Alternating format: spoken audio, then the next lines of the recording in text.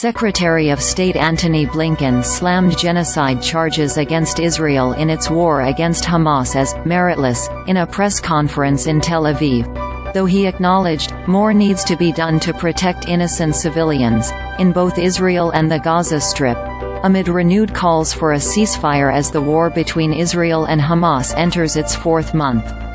South Africa leveled its accusation against Israel late last month, alleging the Israel Defense Forces' actions in Gaza are genocidal in character, arguing Israeli forces are intending to destroy Palestinians in Gaza as a part of the broader Palestinian national, racial and ethnic group. Israel denied the allegations, with disgust, the Associated Press reported. South Africa's claim comes as Israel faces heavy pushback as its war in Gaza continues, with Western leaders pushing for a break in the fighting as the death toll in Gaza mounts.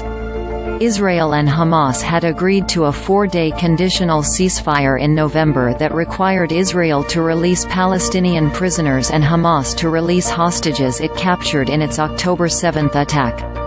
While that ceasefire was extended 2 more days, fighting promptly resumed after the last extension expired in November.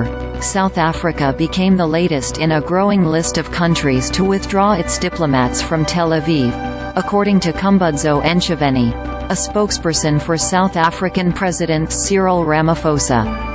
Ntshavheni said at the time that South African officials were disappointed by the refusal of the Israeli government to respect international law and the United Nations resolutions with impunity. Human rights experts had said Israel's strikes in Gaza likely violated international law, while the UN's Independent International Commission of Inquiry on the Occupied Palestinian Territory said in October there is already clear evidence that war crimes may have been committed. Belize latest cutting diplomatic ties with Israel. Joining these 8 other countries, Forbes, South Africa accuses Israel of genocide in UN filing. Forbes.